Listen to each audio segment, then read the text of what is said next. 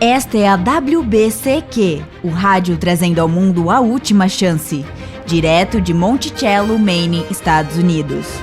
Crimes violentos, agitação política, instabilidade financeira.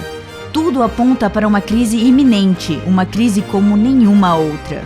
Sintonize a rádio World Last Chance para saber como você pode se preparar espiritualmente para o que está por vir. Rádio WLC, preparando um povo para o retorno iminente do Salvador. Olá, sejam muito bem-vindos à Rádio WLC. Eu sou Cris Deluca. E eu sou Will Santos. Estamos felizes por você poder nos sintonizar. Hoje eu irei compartilhar conosco algo que pode te chocar. Eu não quero dizer que ele vai atacar uma das vacas sagradas do cristianismo, mas é isso praticamente que você vai fazer, não é mesmo, Will? Bem, eu não tenho certeza de que ataque seja a palavra certa, mas acredito que posso demonstrar que uma das crenças mais amadas do cristianismo não é bíblica e, além disso, que ela realmente se origina no paganismo antigo. Uau, bem... Tenho certeza que nossos ouvintes estão ansiosos para ouvir sobre essa crença. Eu gostaria de ouvir o que você tem a dizer, mas antes de começarmos, eu só quero dar uma rápida explicação aos nossos ouvintes que estão nos sintonizando pela primeira vez. As Escrituras nos convidam a invocar o nome do Senhor. O Salmo 116 diz: "Tomarei o cálice da salvação e invocarei o nome do Senhor", enquanto Isaías 12 diz: "Dai graças ao Senhor e invoquei o seu nome, tornai manifestos os seus feitos entre os povos." Mas para clamar o seu nome, você precisa saber que nome é este, certo? Sim, certo. Deus e Senhor não são mais do que títulos que são usados para deuses falsos, magistrados, títulos de nobreza, entre outros. Nós aqui na Rádio WLC preferimos usar o nome real do Pai, que é Yahuwah ou Yah, e o nome do filho é Yahushua. Gosto da ideia de que você possa ouvir o nome de Yahweh em nome de seu filho. Eu também, Yahuwah e Yahushua é mais original. Ok, vamos então para o tópico de hoje. Quero deixar o maior tempo possível, porque tenho que admitir, Will, você me surpreendeu quando me disse sobre o que você gostaria de falar nesse programa. E o tema de hoje é um Yah versus Deus Triuno. Bem, Chris, fiquei um pouco chocado por descobrir que algo que eu sempre acreditei que era verdadeiro não tinha apoio das Escrituras, e de fato era do paganismo. Mas como sempre dizemos na WLC, não tome a nossa palavra como sendo verdade absoluta. Vou apresentar alguns fatos do nosso programa de hoje, mas há muito mais informações disponíveis. Todos precisam estudá-las sozinhos. Deixe o Pai impressioná-lo quanto ao que é verdade. Ok, tudo bem. Então, do que se trata a mensagem de hoje? Como todos sabem, existem muitas denominações diferentes na cristandade e com muitas variedades de crenças. Certo. Mas há uma crença em particular que identifica o cristianismo como tal. Há uma crença de que praticamente todas as denominações lhes é comum, e um pequeno grupo que não acredita nessa doutrina são vistos como seita pelo resto da cristandade. E esta crença é a de uma divindade triuna. A crença na Trindade não pode ser comprovada pelas Escrituras. A Bíblia não a ensina. Na verdade, ensina exatamente ao contrário. Mas a Trindade é a doutrina fundamental do cristianismo. Isso é interessante. Eu ia dizer que uma crença em Yahushua é a doutrina fundamental do cristianismo, mas começo a perceber onde você quer chegar. É a crença em Yahushua como filho do Pai, que estão unidos como uma divindade com o Espírito Santo. A Trindade é realmente a doutrina fundamental do cristianismo moderno. É a única doutrina que distingue o cristianismo de outras religiões. Um artigo da BBC há alguns anos afirmou: os cristãos acreditam que existe apenas um Deus, a quem eles chamam de Pai, como Jesus Cristo lhes ensinou. Eles reconhecem Jesus como o Filho de Deus e acreditam que Deus atua como uma trindade. A Enciclopédia Católica chama a doutrina da Trindade a doutrina central da religião cristã. E, no entanto, você está dizendo que essa ideia não é apoiada pelas Escrituras, é isso? É isso aí. A Bíblia não ensina sobre uma divindade triuna. Essa é uma crença que vem diretamente do paganismo antigo. De fato... Ok. Espere apenas um segundo antes de continuar. Como você pode dizer que não há Espírito Santo quando a Bíblia repetidamente se refere a ele? Fico feliz que você tenha perguntado sobre isso, Primeiro, não estou dizendo que o Espírito Santo não existe. Você não está? Não, você está certo. As Escrituras se referem repetidamente ao Santo Espírito ou Espírito de Yah. Isso é verdade. No entanto, o que estou dizendo é que o Espírito referido nas Escrituras não é uma terceira pessoa desencarnada de alguma divindade mística. Não temos tempo para entrar precisamente no que a Bíblia diz que o Espírito Santo é. Mas, por enquanto, basta dizer que há sim. Há Espírito de Yah, mas não é uma terceira pessoa misteriosa de uma divindade. Tudo bem. Novamente, todo esse conceito vem do paganismo antigo. O primeiro registro de crença em uma trindade vem da Suméria. Esta antiga divindade triuna consistiu em Anu, o pai e rei dos deuses, Enlil, o Deus criador, e Enki, o senhor da sabedoria. Foi na Babilônia antiga que uma figura de mãe entrou na trindade sagrada. A trindade de Babilônia continua, Nimrod com sua esposa Semíramis e seu filho Tamuz. Agora, o que é interessante é que Semíramis foi denominada Mãe de Deus, e olhe isso, a Rainha do Céu. Soa familiar? Sim, é dessa forma que os católicos se referem a Maria. Sim, e foi aí que começou, ou seja, com a trindade idólatra da antiga Babilônia. Mas ainda tem mais. O Egito também tinha uma trindade. Osíris, o pai, Ísis, a mãe, e Horus, o filho. Os hindus têm uma trindade em Brahma, Vishnu e Shiva. Os gregos adoraram Zeus, Atena e Apolo, alegando que os três tinham o mesmo pensamento. Uma divindade triuna realmente permeou o paganismo antigo, não é verdade? Richard Cassaro escreveu um livro intitulado Writing in Stone, escrito na pedra. Ali ele apresenta evidências de uma religião extremamente antiga e muito poderosa, chama de 3 em 1, que se espalhou por toda a Europa séculos antes de Yahushua. Cassaro afirma que esta crença estava tão enraizada que em seu início impediu a propagação do cristianismo na Europa. Sério? Sério, ele escreve. Esta antiga religião 3 em 1 era um corpo de sabedoria autodidata que o dotou as massas europeias de faculdades lendárias de um sexto sentido. Ela também os dotou da incrível habilidade da mente sobre a matéria. As pessoas assim dotadas são naturalmente difíceis de influenciar e quase impossíveis de controlar. Daí o desejo dos fundadores da Igreja, cujo objetivo sempre foi ganhar hegemonia sobre as massas, para eliminar essa antiga sabedoria mágica que vinha do continente, dando-lhes uma base mais firme para estabelecer sua nova religião cristã e desarraigar os sistemas de crenças existentes. Obviamente, algo tinha que ser feito se o cristianismo quisesse converter e influenciar esses pagãos poderosos de difícil acesso. A solução foi criar algo equivalente dentro do cristianismo, uma trindade cristã. Deus o Pai, Deus o Filho e Deus o Espírito Santo. Certo. Uma coisa que todos precisam entender é que os primeiros cristãos não eram trinitários. Eu não me importo que existam referências a um Espírito Santo nas Escrituras, pois realmente há um Espírito Santo, o Espírito de Yah. Mas o ponto é, os primeiros cristãos não pensaram que o Espírito Santo era uma terceira pessoa mística e desencarnada da divindade. Eles não acreditavam nisso. Isso é novidade para mim. Nós tendemos a pensar que as crenças que temos hoje são as mesmas crenças que os primeiros cristãos, mas nem sempre é assim que acontece. Não, houve muitas mudanças na doutrina que entrou no cristianismo no 3º e especialmente no 4º século. Victor Weyerville escreveu um livro sobre este assunto em que ele declarou, e eu cito aqui, ele diz: embora outras religiões por milhares de anos antes do nascimento de Cristo adorassem um Deus triuno, a Trindade não fazia parte do dogma cristão e dos documentos formais dos 3 primeiros séculos depois de Cristo. Você entendeu, Chris?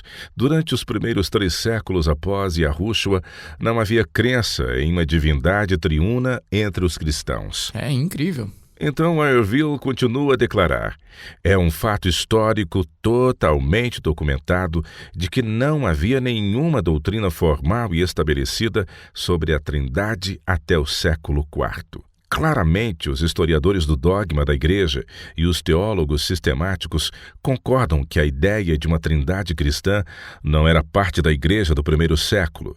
Os 12 apóstolos nunca ensinaram e nem receberam revelações sobre isso. Ele então pergunta: como então surgiu uma doutrina trinitária? Então ele mesmo responde sua própria pergunta afirmando: esta doutrina gradualmente evoluiu e ganhou força no primeiro, segundo e terceiro séculos.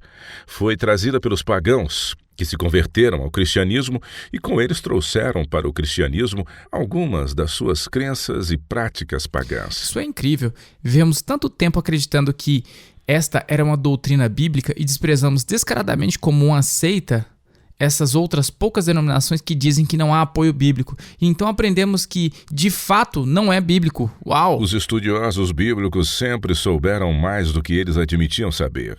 Quando você começa a cavar sobre isso, você descobre que até mesmo os próprios trinitários admitem que essa doutrina não bíblica só surgiu depois de 400 anos depois de Yahushua. Sério? E você poderia nos dar alguns exemplos? Bem, a edição de 1967 da Enciclopédia Católica afirma, abre aspas, não se deve falar do trinitarianismo no Novo Testamento sem uma qualificação adequada. Quando se fala de um trinitarianismo não qualificado, o qual mudou-se do período de origens cristãs para, digamos, última parte do século IV, foi somente então, na última parte do IV século, que o que poderia ser chamado definitivamente de dogma trinitário, um Deus composto por 3 pessoas, foi totalmente aceito e começou a fazer parte tanto na vida como no pensamento dos cristãos. Fecha aspas. Não, até o final do século IV? Uau! Então de onde isso veio? Quero dizer, nossa versão moderna, não temos uma figura de mãe em nossa trindade cristã. De onde veio essa versão cristã da trindade? A versão cristã da trindade, como se entende hoje, é estabelecida quase que na sua totalidade pelo filósofo grego Platão. Um pagão. Sim, os platonistas acreditavam em um pai desconhecido, uma palavra ou logos, e é o que chamamos de Yahushua. A palavra, lembra-se de João 1? No princípio era a palavra, e a palavra estava com Yah, e a palavra era Yah.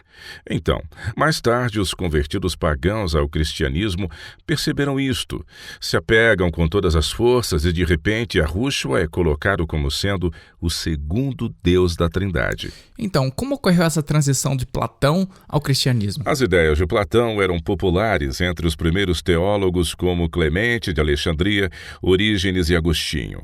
Através deles, grande parte do platonismo grego entrou no cristianismo. William Friend foi um historiador inglês eclesiástico, arqueólogo e padre anglicano. Ele escreveu um livro intitulado The Rise of Christianity, o surgimento do cristianismo, no qual ele fala sobre isso.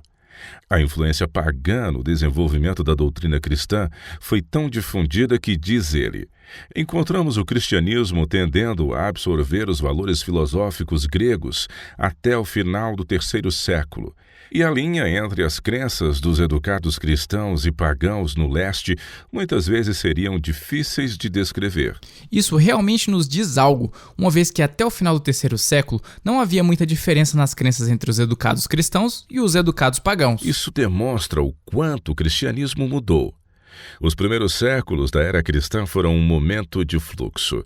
Mesmo que as pessoas viajassem para outras regiões, não havia transmissão quase que instantânea de informações como as que temos hoje.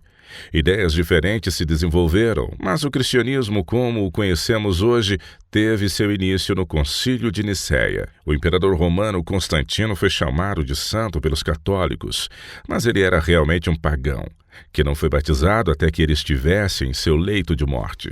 Ah, sim, realmente, o Constantino não foi uma boa influência para a história do cristianismo. Não foi ele que matou seu próprio filho ou algo semelhante? Correto. Ele legalizou o cristianismo, mas não porque ele era um cristão. Ele não era o líder romano pagão que adorava o sol? Não era eles que o chamavam de Pontífice Máximo ou algo assim? Sim, o título agora utilizado pelo Papa era usado para se referir ao sumo sacerdote da Universidade dos Pontífices, e era a mais alta condecoração da religião do Estado, e foi dada a Constantino. Ele era o imperador e o sumo sacerdote da religião do Estado. Na verdade, ele nunca renunciou ao título de Pontífice Máximo. Enfim, ele legalizou o cristianismo para fins políticos. E, convenientemente para ele, o bispo de Roma queria ampliar seu poder e influência convertendo pagãos. Este foi, na verdade, um plano feito no inferno. O Concílio de Nicéia foi convocado no ano 325 para o expresso propósito de unir os cristãos. O efeito colateral foi tornar o cristianismo mais palatável para os pagãos. Então, o que eles estavam discutindo? Nós estamos tão acostumados com o cristianismo sendo uma religião que une os povos, mas por que eles estavam divididos? Curiosamente, o principal ponto em discussão foi a natureza de Yahweh. É aí que a Trindade realmente conquistou o cristianismo. Muitos dos bispos se opuseram à doutrina como não bíblica. Isso foi chamado de arianismo. Eles acreditavam que Yah era o único Deus verdadeiro e ponto final. Nenhuma trindade, apenas Yahweh, Deus, e Yahushua como seu filho. Eles não acreditavam em uma divindade triuna. Interessante. Contudo, Constantino deixou claro que todos os bispos permaneceriam no conselho até se unirem. E foi assim que aconteceu por 3 anos. Algumas evidências sugerem que os bispos que rejeitaram a mudar suas crenças foram assassinados enquanto outros foram exilados. Mas, finalmente, eles se uniram. Doutrinas e interpretações bíblicas que promovem a individualidade de Yahweh foram postas de lado em favor de uma teologia trinitária pagã. Bom, aqui é um ponto importante e acho que precisamos destacar antes de prosseguir. Deixar de lado o que você acredita só para manter um grupo de fé unido deveria servir como um sinal de alerta. Pense sobre isso. Deixar de seguir a verdade só por querer manter a unidade é uma característica de identificação de um erro. E foi exatamente o que aconteceu no Concílio de Nicéia. Os bispos que se recusaram a aceitar a Trindade foram assassinados ou exilados. Mas, mais do que isso, foi estabelecido um precedente para um acordo com o erro. E você vê isso até hoje. As pessoas distorcerão suas crenças para serem usadas em mais de uma maneira, apenas para alcançar uma aparência de unidade na diversidade. Arthur McGiffert, em seu livro A History of Christian Folk, a história do pensamento cristão, diz que eles realmente autorizaram uma dupla interpretação para ganhar Eusébio e seus seguidores. E a verdade bíblica foi suplantada com o erro pagão por causa de uma unidade superficial? Que incrível! E tudo isto para alimentar as ambições do imperador Constantino e Silvestre, o bispo de Roma. Bem, e foi dessa forma que eles agiram. Bom, fiquem atentos, amigos. Quando retornarmos, Will vai mergulhar fundo na forma de como as escrituras apresentam este tópico. Como interpretamos esses textos que certamente parecem estar ensinando sobre uma divindade triuna. Voltaremos em poucos segundos.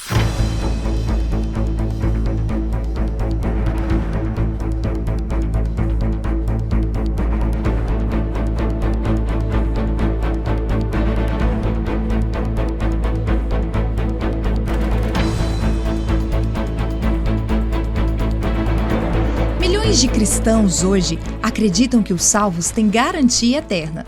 Em outras palavras, eles supõem que uma vez que alguém tenha sido salvo, ele ou ela estarão salvos para sempre. Isso pode parecer muito bom, mas um estudo cuidadoso desta crença revela que isso realmente contradiz as Escrituras. Se você quiser saber mais, acesse o nosso site www.wordlastchance.com/português e leia o artigo Uma vez salvo, salvo para sempre.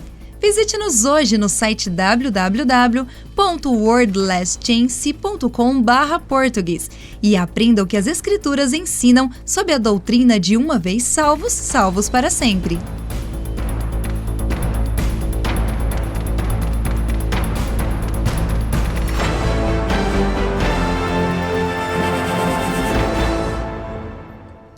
Então, Will, em nosso primeiro segmento, você apresentou uma prova bastante convincente de que os primeiros cristãos não acreditavam em uma trindade e que a adoção da divindade pagã e triuna foi uma motivação política. Certo. Bem, então como você explica alguma dessas passagens na Bíblia?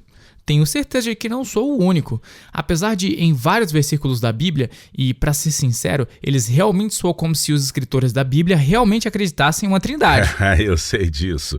Bem, vamos dar uma olhada em algumas dessas passagens. No entanto, acho que é importante ter em mente que mesmo os estudiosos da Bíblia, que acreditam na Trindade, admitem que a doutrina da Trindade, como se acredita hoje, era desconhecida para os escritores da Bíblia. Isso é surpreendente. Sim, bastante surpreendente. Edmund Fortman escreveu um livro chamado The Triune God, o Deus Triuno. Neste livro, ele rastreou o desenvolvimento histórico da doutrina trinitária. Agora, o próprio Fortman acreditava em uma Trindade, e, no entanto, ele foi, por sua honestidade, obrigado a afirmar que o Antigo Testamento não continha referências abertas a um Deus triuno. Ele afirmou ainda: não há provas de que qualquer escritor sagrado suspeitasse da existência de uma trindade dentro da divindade. Apesar de que o Antigo Testamento sugira ou mostre sinais velados da trindade, é ir além das palavras e intenções dos escritores sagrados. Aqui está um homem, sem sombra de dúvidas, intelectualmente honesto. Ele escreveu um livro com o propósito expresso de detalhar o desenvolvimento histórico dessa crença. E a honestidade o obriga a admitir que, se leu sobre um Deus triuno em qualquer uma das passagens do Antigo Testamento, está lendo nela suas próprias ideias, porque os escritores sagrados não tinham isso em mente quando as escreveram. Uau! E ele não para por aí.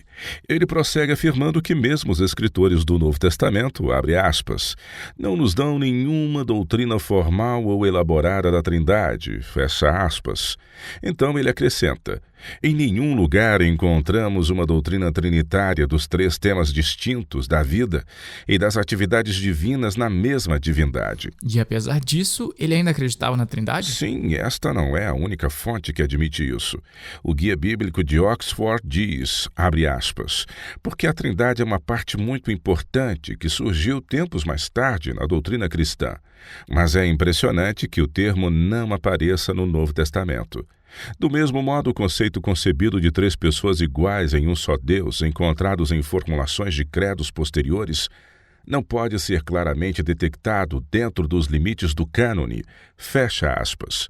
Mesmo Martinho Lutero não rejeitou completamente a doutrina da Trindade e, no entanto, em um de seus sermões admitiu: é verdade que o nome Trindade não se encontra nas Escrituras Sagradas, mas foi concebido e inventado pelo homem. Os que conhecem sabem que a doutrina da Trindade não pode ser comprovada pelas Escrituras. Shirley Guthrie Jr.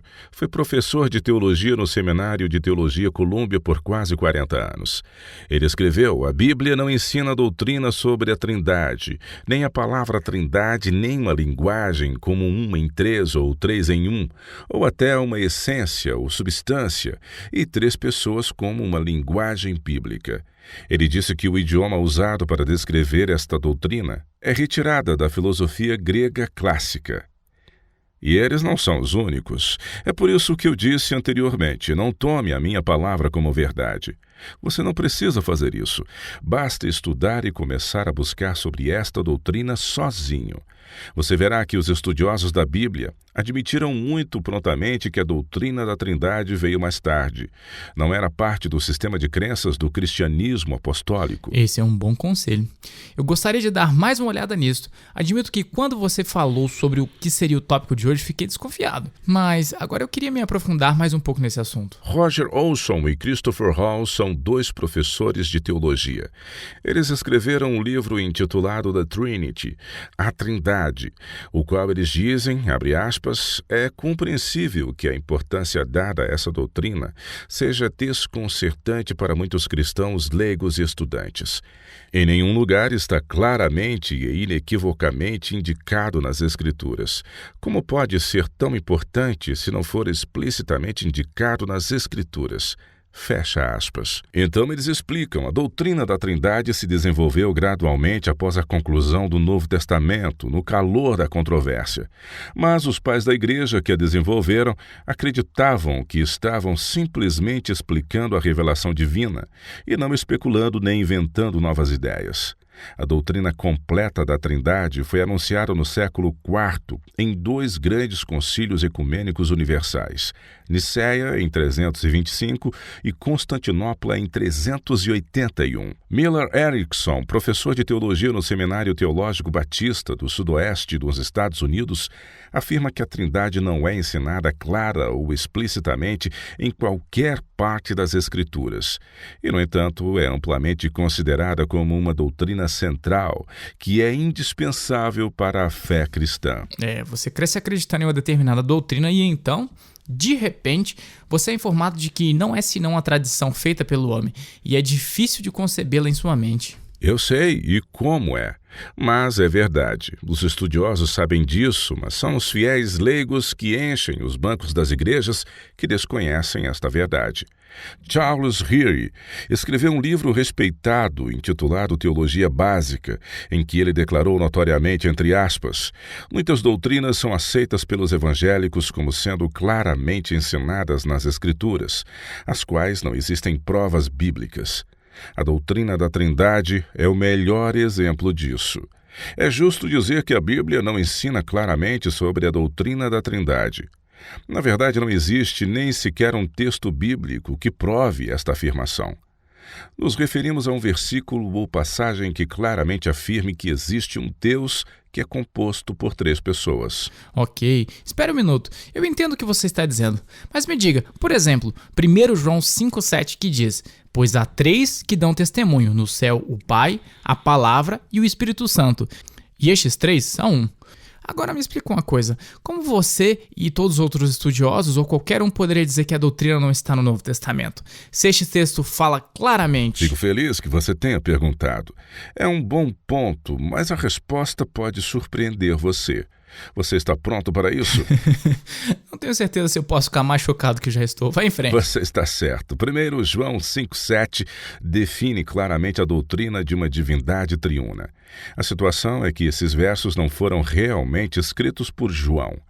Foi adicionado em uma data muito posterior. O que? Você está dizendo que algum escriba ou monge, sem ser inspirado, os incluiu na Bíblia? Sim. E não foi originalmente parte das Sagradas Escrituras? Não. Uau. Você não consegue encontrá-los em nenhum dos manuscritos gregos até o século XI. São 1000 anos depois. É verdade, estou te dizendo, Chris. Essa é uma tradição de homens adotada pelos pagãos. Incrível. Bem, o que fizeram foi mudar o cristianismo de dentro para fora. Como assim? Muitas vezes falamos sobre judaico-cristianismo.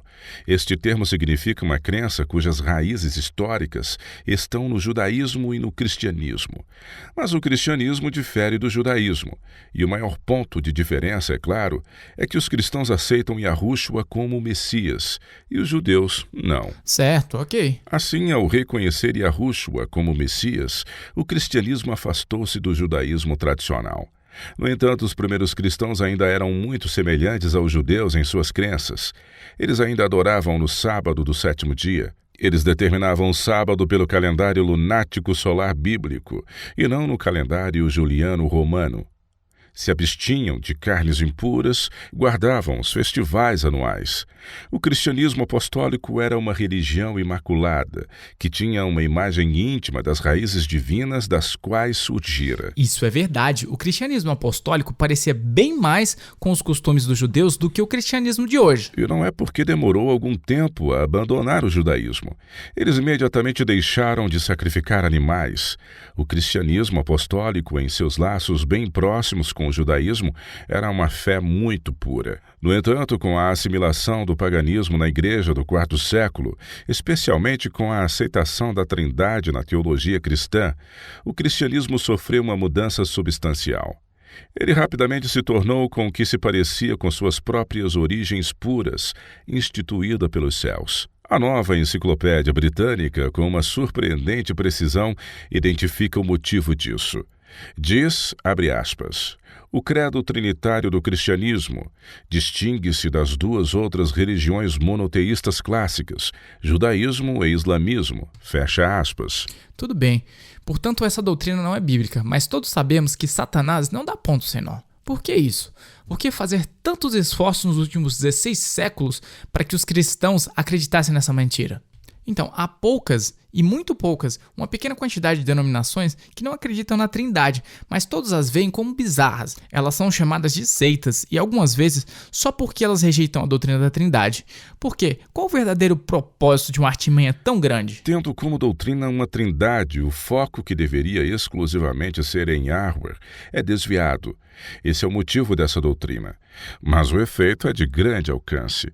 Com a atenção colocada em Deus o Filho como Salvador e o Deus Espírito Santo como mediador, surge a crença de que eles estão trabalhando juntos em nosso lugar. Certo, e daí? O perigo dessa sensível mudança de ênfase é que ela remove do crente a necessidade de fazer qualquer coisa, além de simplesmente aceitar Jesus. Ok, agora você me deixou confuso. Não estou vendo o problema com isso. As Escrituras ensinam que Yahweh deve trabalhar em nós. Filipenses 2 afirma, porque Deus é quem efetua em vós tanto querer como realizar, segundo a sua boa vontade. Este é o plano de Yahweh para restaurar sua própria imagem redimida. Ele deve trabalhar em nós, mas de repente, ao ter 2 membros adicionais da chamada Trindade operando em nosso lugar, não há necessidade de arrependimento ou de uma vida santa. Tudo o que se tem a fazer é apenas aceitar. Isto é fundamental para a crença barata, onde o crente tem que somente se autodeclarar convicto e nada mais. Nem mesmo a obediência é necessária. É um primo próximo da heresia de uma vez salvo, salvo para sempre. Agora eu entendi. Então, o que você está me dizendo é que, ao infiltrar a doutrina da Trindade no cristianismo, o demônio tentou destruí-lo, fundamentalmente, de dentro para fora. É exatamente isso. Uau! Isto é grave. Isso é horrível, é muito grave. É incrível que algo que não tenha base nas Escrituras possa agora ser a principal crença fundamental do cristianismo. Certo, Satanás realmente se deu muito bem em tudo isso. Bem, antes que nosso tempo se esgote, eu quero gastar apenas alguns minutos para falar sobre a verdadeira natureza de Yahweh. Você já deu o pontapé inicial sobre esse assunto, mas se ele não representa pelo menos 1/3 da Trindade, qual é o papel dele então? Essa é uma questão razoável e quero que as Escrituras respondam. A Bíblia claramente apresenta Yahweh como uma entidade única. Você poderia ler para nós Deuteronômio 6, verso 4? Isto é conhecido como Shema. É uma das 2 únicas orações especificamente ordenadas nos livros de Moisés. Isso é interessante. Ok, vamos ler então Deuteronômio 6,4. Diz: Ouve Israel, Yahweh é nosso Elohim, ele é o único Yahweh. Obrigado, Chris. Ouve Israel. Yahweh, nosso Elohim, é o único Yahweh. A palavra aqui, Elohim, é a forma plural de El, que significa Deus. O uso do termo plural enfatiza a importância do Pai. Era um artifício literário comumente usado no hebraico antigo. O uso do plural tinha a intenção de dar uma maior importância à referida pessoa. No entanto, isso não se destinava a implicar uma divindade triuna. O primeiro mandamento afirma inequivocamente: Eu sou Yahweh, teu Elohim. Não terás outro Elohim diante de mim. Observe que a passagem não diz. Ela não diz, nós somos Yahweh e Yahushua, seu Deus. Existe apenas um El, um Deus, e ele é Yahweh. Os escritores do Novo Testamento também estavam unidos na rejeição de uma trindade. Vejamos rapidamente o que Paulo disse. Vá para 1 Coríntios 8 e leia para nós os versículos 4 e 6. Tudo bem, aqui diz: Não há senão um só Deus, porque ainda que há também alguns que se chamam deuses, quer no céu ou sobre a terra, como há muitos deuses e muitos senhores. Todavia, para nós há um só Deus, o Pai, de quem são todas as coisas e para quem existimos, e um só Senhor, Yahushua, pelo qual são todas as coisas, e nós também, por ele. Observe que Paulo diz que há um Theos, ou Deus, o qual é Yahweh, e o mestre, Yahushua. Ele nunca chamou Yahushua como a fonte originária de toda a vida, somente o Pai, Yahweh, o qual tem esta função. Em um artigo intitulado As Doutrinas Perdidas do Cristianismo, a doutrina da Trindade, o autor escreveu, abre aspas, a maioria dos teólogos sabem que as doutrinas da Trindade não são bíblicas. A Trindade tornou-se uma das partes mais importantes da doutrina cristã dos últimos tempos. Mas o impressionante é que este termo não aparece no Novo Testamento. Do mesmo modo, o conceito desenvolvido de 3 pessoas da Trindade com os mesmos poderes, encontradas mais tarde em definições de credos, não podem ser claramente detectadas dentro dos limites do cânone. Fecha aspas. Então, por que os cristãos simplesmente aceitam dessa forma? Bem, para a maioria dos cristãos é ensinado a não questionar. Eles ensinam que suas denominações têm toda a verdade, e ao questionar, o fiel demonstrará falta de fé. Eles aceitam a doutrina da Trindade só porque foram ensinados. Eles não sabem que houve um momento em que o assunto foi extremamente controverso e que muitas pessoas perderam suas vidas por causa desta verdade. Anthony Buzzard e Charles Hunting, em seu livro A Doutrina da Trindade, disseram: uma das grandes maravilhas da história cristã tem sido a capacidade dos teólogos de convencer os cristãos de que 3 pessoas são realmente um Deus. E em tudo isso, a atenção é desviada do Pai e seu amor por nós. Exatamente. Foi uma jogada brilhante feita por Satanás. Nós ensinamos nossas crianças a orar, querido Jesus, e não para o Pai.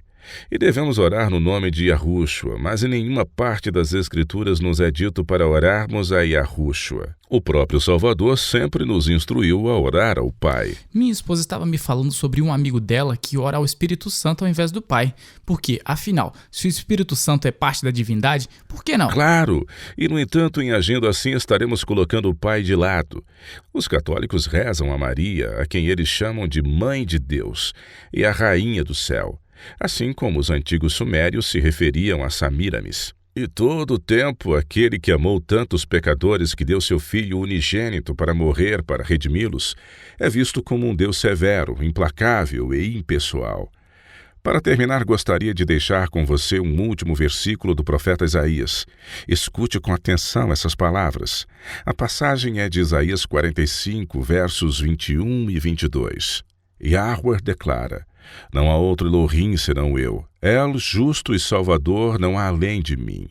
Olhai para mim e sede salvos, vós todos os limites da terra, porque eu sou El, e não há outro. Amém. Quando retornarmos, responderemos algumas perguntas da nossa caixa de mensagens diárias.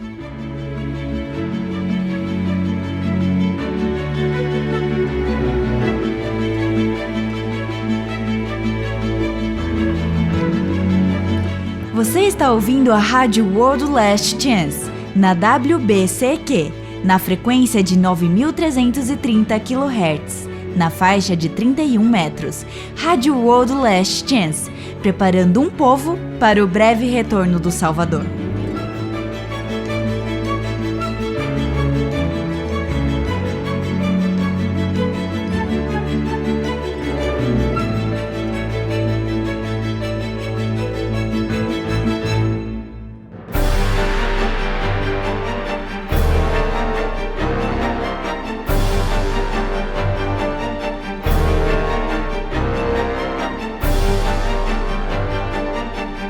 Está chegando ao fim. Agora, mais do que nunca, é imperativo que todos olhem e anseiem pelo retorno do Salvador e tenham muito cuidado de proteger todas as vias pelas quais o diabo tentará enredar a alma. O pecado é envolvente. Se o tempo é desperdiçado em atividades insalubres, seja por meio do álcool, seja pelo cigarro ou mesmo pela pornografia, o pecado em si é envolvente. Mas o Salvador está pronto a livrar a cada um que se volte a Ele. Visite nosso site no www.worldlastinc.com/português e procure Pecado Envolvente, Guardando as Avenidas da Alma. O título é Pecado Envolvente em www.worldlastinc.com/português. E a Yahushua está te esperando para responder à oração de fé.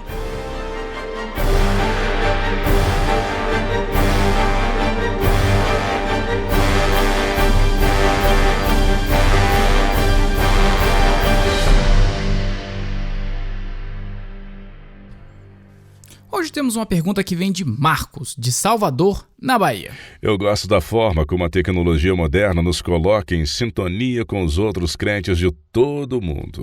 Realmente é muito legal. Seguir a verdade sempre exige nadar contra a maré, e para muitos é uma caminhada bastante solitária. e sabendo que há outros crentes sinceros, nos anima profundamente. Concordo plenamente. Então, o que Marcos tem a dizer?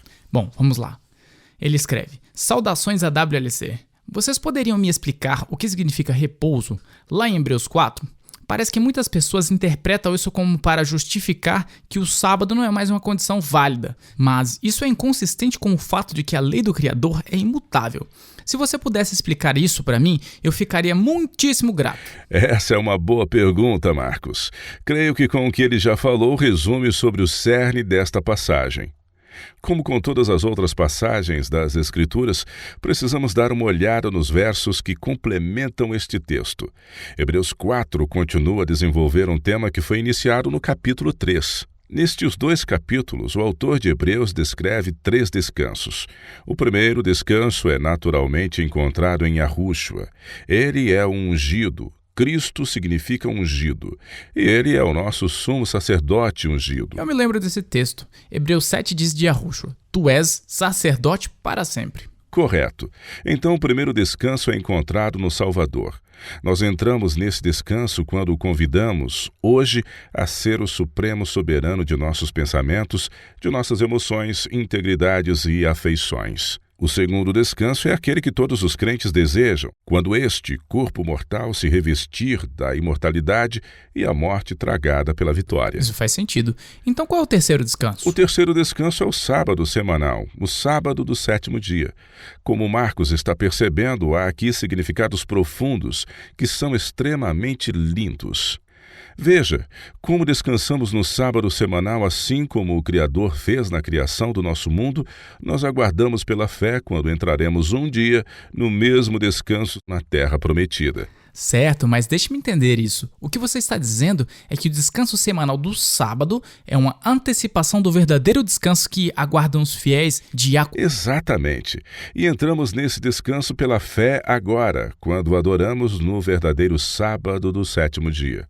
Mas alguns cristãos, ao acreditar erroneamente que a obrigação do mandamento do sábado foi abolido na cruz, eles interpretaram incorretamente Hebreus 4, versículos 9 e 10. Vamos ler isso bem rápido. Hebreus 4, 9 e 10? Sim, é isso mesmo. Sim, aqui diz: Resta um repouso para o povo de Iá, porque aquele que entrou no descanso de Iá, também ele mesmo descansou de suas obras, como Iá das suas. Nestes versículos estamos, na verdade, sendo conclamados a usufruir do mesmo descanso que Yahweh vivenciou.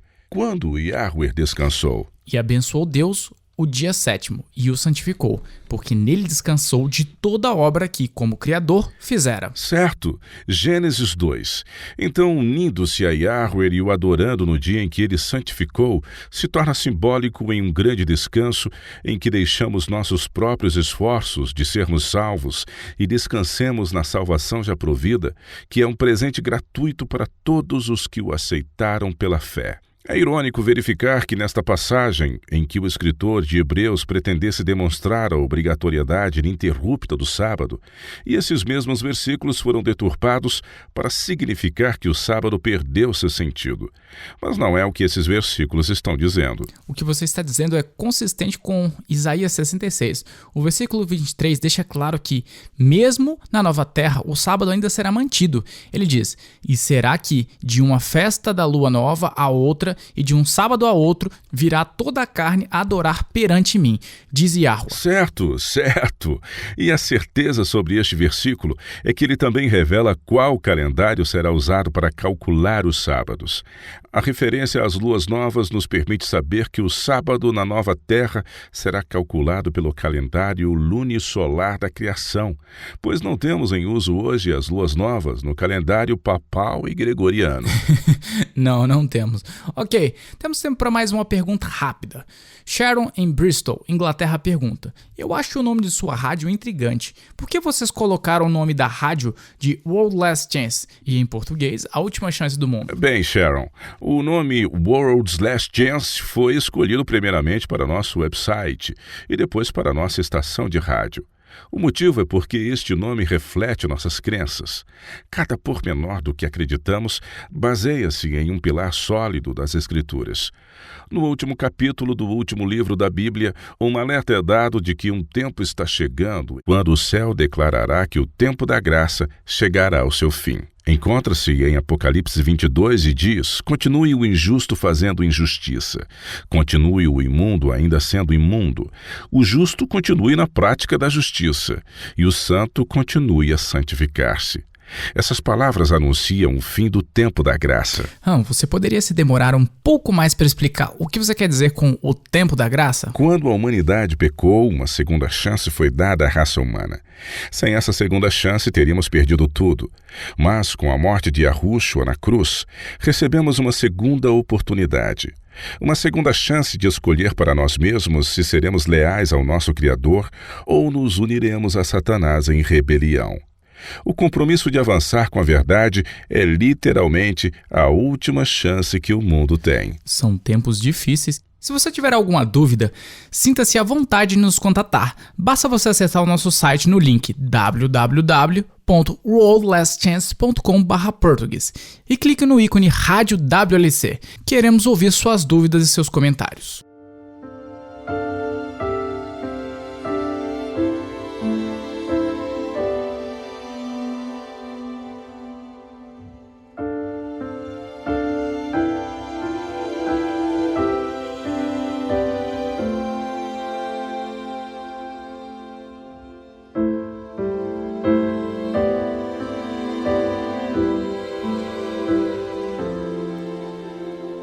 Esta é a Rádio WLC, trazendo uma promessa diária diretamente da palavra de Yah. O filósofo chinês Lao Tse disse: o silêncio é uma fonte de grande força. Quando o profeta Elias fugiu da presença da furiosa Jezabel, Yahuwah não abandonou. Em vez disso, ele usou a oportunidade de ensinar Elias uma lição importante, uma lição que precisamos aprender também. Elias aprendeu que a presença de Yah não era de nenhuma forma grande, poderosa, exibicionista ou estrondosa. Em vez disso, é encontrada no silêncio e na quietude enquanto o crente se desvia das distrações terrestres para passar o tempo com o Criador. 1 Reis, capítulo 9, registra esta história. Elias foi informado: sai e põe-te neste monte perante o Yahuwah. Eis que passava o Yahuwah, e um grande e forte vento fendia os montes, e despedaçava as penhas diante do Yahuwah. Porém, o Yahuwah não estava no vento. Depois do vento, um terremoto, mas o Yahuwah não estava no terremoto. Depois do terremoto, um fogo, mas o Yahuwah não estava no fogo.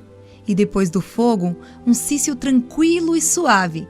Ouvindo-o, Elias envolveu o rosto no seu manto, e saindo, pôs-se à entrada da caverna.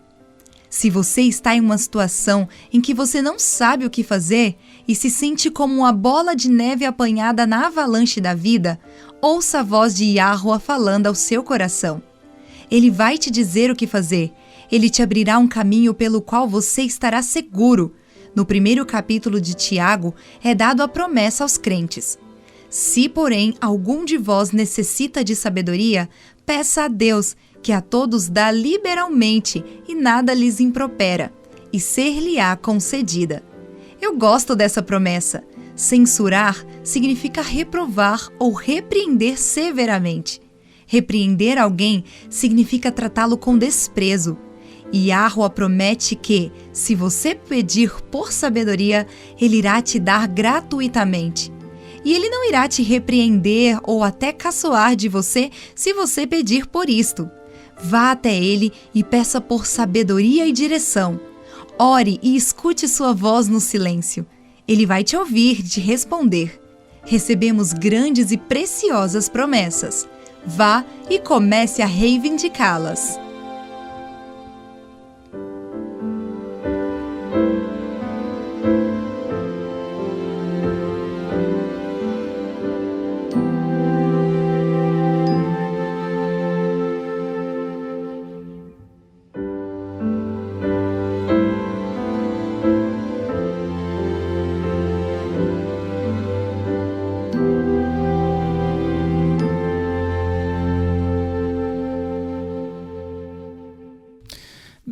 Uau, você cresce pensando de uma certa maneira, acreditando que algo é verdadeiro e então a verdade aparece e te dá uma rasteira.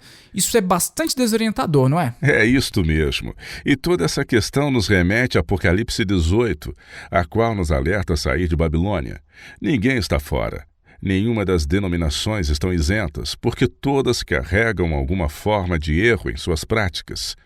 Todas as igrejas têm alguma verdade, mas isso não é motivo para permanecer como um membro. Se é ensinada alguma crença das doutrinas diabólicas pagãs, você precisará se afastar delas. Bem, e as testemunhas de Jeová? Eles não acreditam em uma trindade. Não, eles não. E eles estão certos sobre isso. Essa é uma das verdades que eles detêm. No entanto, eles acreditam em outros erros. Por exemplo, eles se agarram à adoração ao domingo pagão. Ouçam, a doutrina da Trindade é perigosa. Como assim? Bem, isto cria um tipo de um bloqueio mental entre você e o Pai, se você o permitir, é claro. Conheço alguém que ora ao Espírito Santo. É diferente orar ao Espírito Santo do que a Maria, ou mesmo a Jesus? Isso é verdade. O Salvador nunca nos disse para orar em seu nome. Ele sempre nos pediu para orar ao Pai. Absolutamente. E se você não tem a confiança de orar ao Pai em suas orações, e se você não tem a experiência de orar e receber respostas diretamente dele, como você terá confiança para manter-se firme à verdade através dos caóticos eventos que estão às portas? A doutrina da Trindade, assim como a ideia de Maria como corredentora e comediadora, desvia a atenção do Pai para essas outras entidades. Preste atenção. A palavra cheia de convicção da profecia declara que haverá uma marca da besta, e essa marca será imposta juntamente com pena de morte. Não é uma tatuagem, não é um código de barras, não é um cartão nacional de identidade. É muito mais do que isso. Não devemos deixar de nos preparar hoje, pois a aceitação da marca será aplicada ao custo de sua vida se você recusar. Ok, quantas pessoas têm a confiança no Pai para se apegar à sua verdade e a toda a verdade e nada além da verdade, quando corrermos o risco de sermos destruídos? Você acabou de dizer algo e o que eu acho muito importante. Você disse confiança. É exatamente isso que precisamos. Precisamos, como indivíduos, confiar que o Pai nos ama e se preocupa conosco e de que Ele está cuidando de nós. E se nossa atenção for desviada dele para algum outro espírito qualquer, nosso amor e gratidão também serão desviados, e nossa confiança nele e em seu amor para conosco como indivíduos. Bem, hoje você nos abasteceu com muita coisa que nos fez pensar da forma como cremos. E ouçam, amigos, como tudo mais, não tome a nossa palavra como verdade suprema. Estude esse tópico você mesmo. Há mais informações em nosso site, bem como informações em outros lugares da internet. Foi uma grande novidade para mim em saber que os primeiros cristãos não eram trinitarianos. Havia uma razão para isso. Então, novamente, estude essas verdades por si só. Saiba no que você acredita buscando por si só, para que você possa ter confiança no amor do Pai por meio da tua própria busca. Junte-se a nós novamente amanhã, e até lá, e lembre-se, Yahuwah te ama, e Ele é digno de confiança.